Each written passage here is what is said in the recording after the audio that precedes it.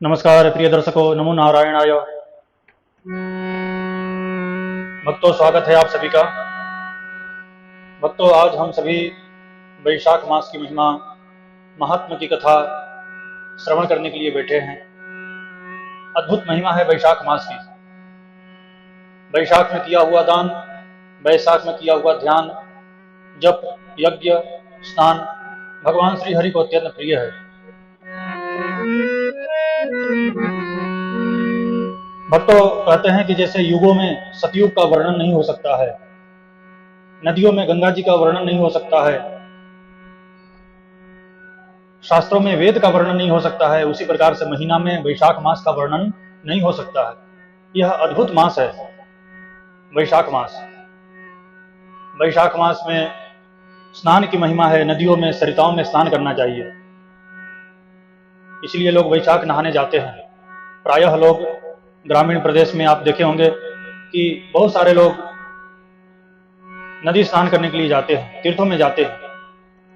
ये पूरा मास बताया गया है कि स्नान नदियों में जाकर के, तीर्थों में जाकर के स्नान करें। नहीं तो ब्रह्म मुहूर्त, प्रातःकाल जो ब्रह्म मुहूर्त होता है, 3 बजे से लेकर के 4:30 बजे तक रोज ब्रह्म मुहूर्त होता है, तो ब्रह्म मुहूर्त में भी स्नान करें तो उसकी अत्यंत महिमा है वैशाख मास में। वैशाख में जो कोई मनुष्य ब्रह्म मुहूर्त में स्नान करता है, उसे कुंभ में स्नान करने का फल बताया गया है। वैशाख महीना में स्नान करने से 10,000 अश्वमेघ यज्ञ करने का फल प्राप्त होता है। इतनी महिमा है वैशाख में स्नान करने मात्र से। वैशाख में जो सर से जल टपकता है, पानी टपकता है, वह मानो आपके किए हुए जन्म जन्मांतर के पाप नष्ट हो रहे हैं, धुल रहे हैं, ऐसा बताया गया है। वह मनुष्य पापी होगा, अधर्मी होगा जो वैशाख में स्नान न करे। वैशाख महीना में सूर्योदय से पहले स्नान करने की अत्यंत महिमा है। हर एक मनुष्य को वैशाख मास में, अगर कोई ब्रह्म मुहूर्त में स्नान न कर सके तो सूर्योदय से पहले जरूर स्नान करे। सूर्योदय से पहले जो वैशाख मास में स्नान कर लेता है, उसे गंगा, यमुना, नर्मदा नदियों में स्नान करने का फल बताया गया है। भक्तों, क्या कहना, वैशाख मास तो भगवान को प्रिय है, इसलिए इसका नाम पड़ा माधव मास। वैशाख को क्या बोला जाता है? माधव मास। भगवान नारायण को अति प्रिय है यह मास। जैसे चैत्र को मधु मास बोलते हैं, चैत्र को क्या बोला जाता है? मधु मास। इसलिए गोस्वामी तुलसीदास जी ने लिखा, भगवान श्री रामचंद्र के जन्म उत्सव में बड़ा सुंदर चौपाई लिखा है तुलसीदास जी ने। नवमी तिथि मधु मास पुनीता,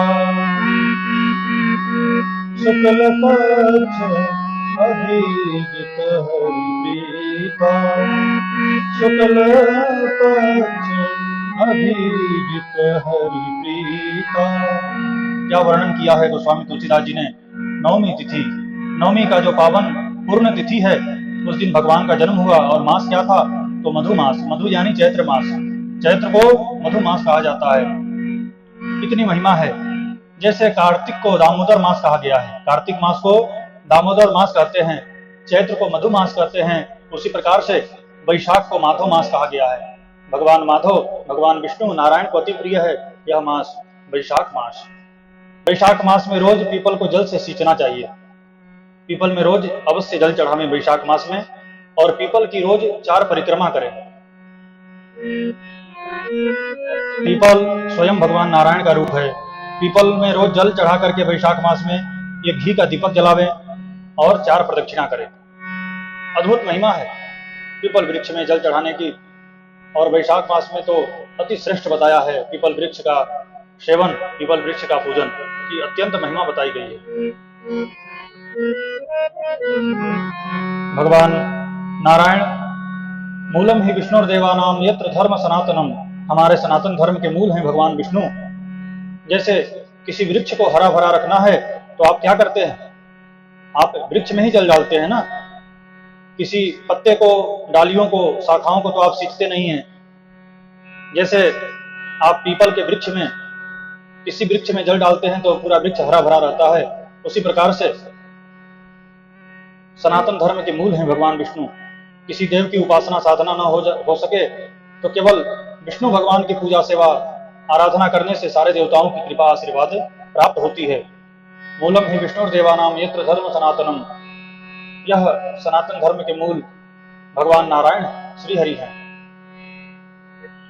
वैशाख मास में उनकी विशेष पूजा होती है। वैशाख मास में रोज दान करने की महिमा है। रोज अवश्य दान करें। वैसे तो बताया है रोज घड़ा का दान करें। जो मिट्टी का घड़ा होता है जिसमें जल ठंडा हो सके, वैसा पात्र घड़ा किसी ब्राह्मण को, किसी सतपात्र को, संत को दान करें। रोज एक एक घड़ा। रोज यदि संभव न हो तो कहते हैं पूरे महीना में एक साथ में 30 घड़ा दान कर दीजिए। वह भी संभव न हो तो 11, 9, 5, 3 अथवा 1 अवश्य घड़ा का दान करें। अक्षय तृतीया को घड़ा का दान करने से अक्षय फल की भी प्राप्ति होती है। भक्तों, वैशाख मास अत्यंत श्रेष्ठ है। दान की अत्यंत महिमा है। स्नान की महिमा है। नदियों में स्नान, जैसे चतुर्मास होता है, संत जन कहाँ जाते हैं तो कोई एक स्थान पर संत बैठ करके भजन करते हैं, भगवान का ध्यान करते हैं, भगवान का पूजन करते हैं। उसी प्रकार से कहा है कि वैशाख मास में भी किसी तीर्थ में वास करें पूरा महीना, अथवा किसी एक जगह पर बैठ करके भगवान का पूजन, भगवान का स्नान, किसी एक जगह पर बैठ करके पूजन, दान, यज्ञ, जप, तप, साधन वैशाख मास में हमें करना चाहिए। वह अत्यंत श्रेष्ठ है। नियम पूर्वक वैशाख मास में किया हुआ जो भी स्नान है, नियम पूर्वक किया हुआ दान है, वह हमारे जन्म जन्मांतर के पाप को नष्ट कर देता है। कोई भी मनुष्य यदि वैशाख मास स्नान करके आता है और कोई पापी से पापी मनुष्य वैशाख मास स्नान करने वाले व्यक्ति का दर्शन कर लेता है तो उसके तत्क्षण सारे पाप नष्ट हो जाते हैं। करोड़ों पापों को धो देने वाला यह वैशाख मास में स्नान की महिमा, अद्भुत महिमा है। भक्तों, वैशाख मास की जो कथा सुनता है उसे 1 वर्ष तक अवंतिका भगवान भोलेनाथ देवाधिदेव महादेव का प्रिय नगरी उज्जैन में रहने का सौभाग्य प्राप्त होता है। कितनी बड़ी महिमा है।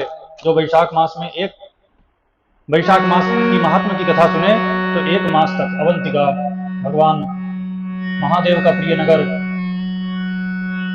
उज्जैन में रहने का उसे सौभाग्य प्राप्त होता है। इतनी महिमा बताई है।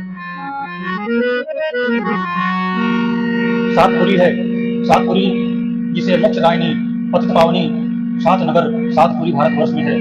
उसमें अयोध्या, मथुरा, माया, काशी, कांची, अवंतिका, पुरी, गारावती, सप्तैके मोक्षदायिका। ये 7 नगर को, सातपुरी को मोक्षदायिनी, पतित पावनी कहा गया है। ये 7 नगर में किसी का शरीर छूटता है, किसी की मृत्यु होती है तो वह सीधे भगवान के वैकुंठ धाम, भगवान के परम धाम, परम गति को प्राप्त करता है। उसमें अवंतिका भगवान शिव का प्रिय नगर उज्जैन, जहां पर 12 वर्ष के बाद एक पूर्ण कुंभ का मेला लगता है। इतना बड़ा महिमा है वैशाख मास की कथा सुनने की, बहुत अद्भुत महिमा है। भक्तों, वैशाख मास की कथा का एक एक शब्द अश्वमेध यज्ञ का पुण्य फल प्राप्त कराता है। भक्तों, वैशाख मास में कोई भी धार्मिक ग्रंथ का अवलोकन, स्वाध्याय करने से ज्ञान की प्राप्ति होती है। मूर्ख भी परम विद्वान बनता है। इतनी महिमा है। वैशाख मास में सरिता में स्नान करें, नदियों में स्नान करें। जो कोई बहन बेटी यदि वैशाख मास में यमुना जी में स्नान करती है तो उसे भैया दूज के दिन जो भाई का पूजन करके, भैया दूज को जो बहन भाई की पूजन करती है यमराज के काल से बचाने के लिए, उसी प्रकार से कहा गया है कि जो बहन बेटी यदि यमुना जी में स्नान करती है तो यमराज उसके भाई को स्पर्श नहीं करते हैं। यह वैशाख मास की महिमा है।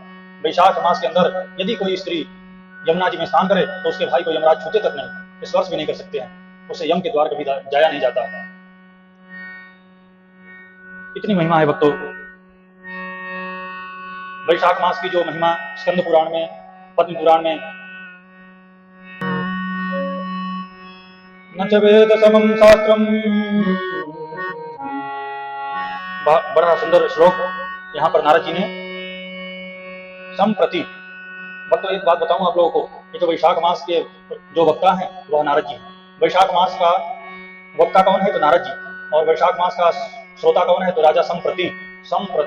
जैसे भागवत कथा के वक्ता सुखदेव जी हैं और श्रोता परीक्षित है, उसी प्रकार से वक्ता यहाँ पर वैशाख मास के कथा का वक्ता नारद जी और श्रोता संप्रति राजा संप्रति हो। बड़ा सुंदर श्लोक कहा है नारद जी ने। न माधो समो मासो न कृते न युगम समम न च वेद समम शास्त्रम तीर्थम गंगाया समम न च वेद समम शास्त्रम तीर्थम गंगाया समम। बड़ा अद्भुत महिमा है कि सारा तीर्थ गंगा जल के समान होता है। इसके एक एक मानो कथा, एक एक शब्द वैशाख मास के हमें वेद के पाठ करने के बराबर फल प्राप्त कराते हैं। इतनी अद्भुत महिमा है। भक्तों, जल दान की महिमा है। इस वैशाख मास में जल का अवश्य दान करना चाहिए। जो लोग जल का दान नहीं करते हैं, भक्तों, इस वैशाख मास में जल दान की अद्भुत महिमा है। जलदान करने से हमारे पितरों का तो उद्धार होता ही है। इस वैशाख मास में यदि हम जलदान करते हैं तो हमारे घर में संतति, संपत्ति और संपत्ति।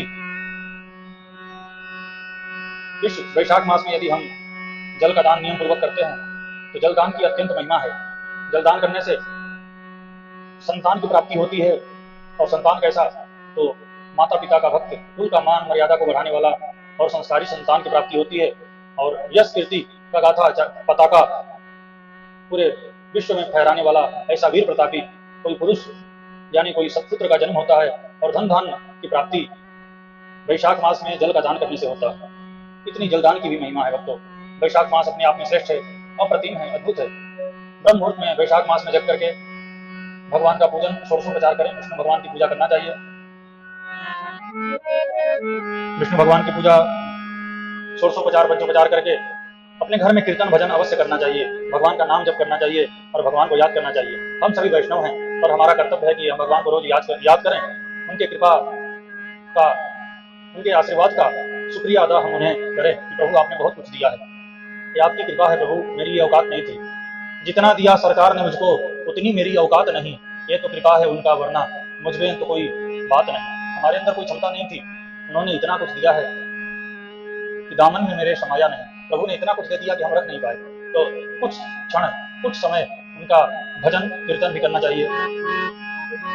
मेरा ये भाव से प्रभु को कुछ याद कर लेवे। मेरा श्री वैष्णव परिवार, अरे आ जाओ एक बार। मेरा छोटा सा परिवार, अरे आ जाओ एक बार। हे प्रभु, आप आइए, आप पधारिए। ये छोटा सा परिवार हमारी कुटिया को, हमारे घर को पावन धाम बनाइए। भगवान को पुकारना, भाव से श्रद्धा से भगवान को पुकारिए। हरि आ जाओ, हरि आ जाओ, हरि आ जाओ, हरि आ जाओ। मेरी बिगड़ी आज बना जाओ, मेरी बिगड़ी आज बना जाओ। नित बहती असुवन धार, नित बहती असुवन धार। हरि आ जाओ एक बार। मेरा छोटा सा परिवार, हरि आ जाओ एक बार। हरि आ जाओ एक बार। प्रभु से विनती प्रार्थना रोज करना चाहिए कि प्रभु हमें सौभाग्य प्राप्त कराइए, आपकी कृपा अनुग्रह हमें प्राप्त कराइए और आप पधारिए। वैशाख मास में भगवान का भजन कीर्तन की अद्भुत महिमा है। तो अपने घर में अवश्य जब आपको समय मिले, प्रातः सायंकाल जब समय मिले, कुछ क्षण हरिनाम संकीर्तन, भगवान का भजन अवश्य होना चाहिए। भक्तों, इसी प्रकार से वैशाख मास की महिमा मैं आप सभी को सुनाता रहूंगा। आज से वैशाख मास का महिमा महात्मा की कथा हमने प्रारंभ कर दिया है। आगे भी जैसे जैसे समय मिलेगा वैसे वैसे आप सभी के बीच में वैशाख मास के कथा का वीडियो आप सभी को प्राप्त होता रहेगा। भक्तों, आप सभी से हाथ जोड़ करके एक विनती, एक प्रार्थना है। आपने अभी तक इस YouTube चैनल को सब्सक्राइब नहीं किया है तो प्लीज आप इस YouTube चैनल को सब्सक्राइब कीजिए, बेल आइकन को दबाएं। आपको वीडियो अच्छा लगे तो आप अपने मित्रों में, अपने परिजनों में इस वीडियो को शेयर करें, क्योंकि आप इस कथा की महात्मा सुन रहे हैं, कुछ लोग और भी इस कथा की महात्मा सुनेंगे तो उन्हें तो पुण्य प्राप्त होगा, आपने वीडियो शेयर किया है तो उसका 10वां भाग 10% फल आपको भी प्राप्त होगा। तो आप लोग इस वीडियो को शेयर भी करें। आप सभी को पुनः श्रीहरि, आप सभी को नमो नारायण। बहुत बहुत धन्यवाद आप सभी का।